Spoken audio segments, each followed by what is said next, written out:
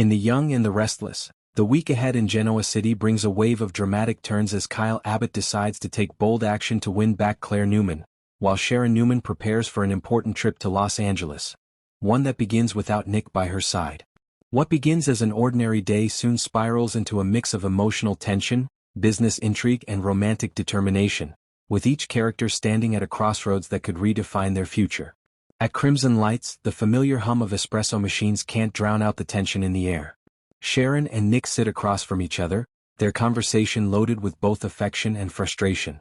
Nick, always the dutiful son, tells Sharon that Victor has called a last-minute business meeting that he cannot skip. Sharon understands but can't help feeling disappointed that her plans for a shared LA trip have changed. She's heading west to visit Noah and check on his new club venture, but deep down she's sensing that her son's call for advice might be masking something more personal. Nick reassures her gently, promising that he'll join her by the evening or at least the following day. Sharon smiles, but her eyes betray her unease. She knows her instincts are rarely wrong, and something about Noah's tone on the phone felt off, as though he was reaching out not just for guidance, but because he was in emotional trouble.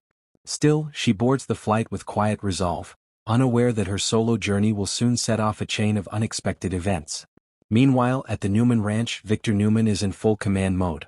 He discusses strategy with Victoria, revealing his plan to expose the scandal surrounding the late Colin Atkinson and Kane Ashby's new company, Arabesque.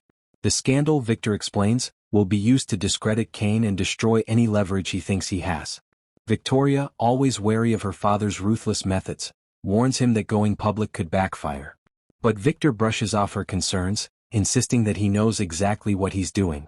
His words are cold and confident, the mark of a man who's played this game for decades. When Nick arrives, he's immediately pulled into Victor's world of plotting and counterplotting. Victor lays out the plan in detail. Once Adam returns from his trip with Chelsea, he'll be expected to take action as part of Victor's broader scheme. The tension between father and son simmers as Victor makes it clear that Kane's use of AI software, whether it's real or bluff, is irrelevant. We'll find out soon enough, Victor says with his trademark smirk, warning that Kane has no idea who he's dealing with. It's a chilling reminder that crossing Victor Newman always ends badly for his enemies.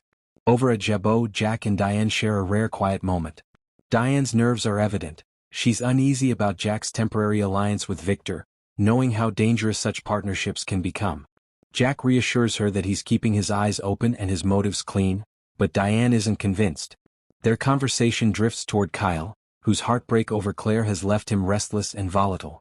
Jack, while sympathetic, doesn't sugarcoat his view. He admits that Kyle brought much of this on himself. If he wants Claire back, Jack says bluntly, he's going to have to earn it. Diane sighs, torn between maternal concern and reluctant agreement. Outside, in the park, Kyle Abbott runs into Audra Charles, and the encounter quickly becomes a heated confrontation. The tension between them crackles from the moment their eyes meet. Kyle's patience with Audra is gone. Every word he speaks is sharp and deliberate. He accuses her of manipulating people, stirring trouble, and lingering in Genoa City long after she should have left. Audra, of course, fires back with biting sarcasm, calling Kyle spoiled and entitled. When Kyle offers to personally fly her out of town, one-way ticket, wherever you want to go, Audra smirks and refuses. She taunts him instead, dropping Holden Novak's name like a dagger.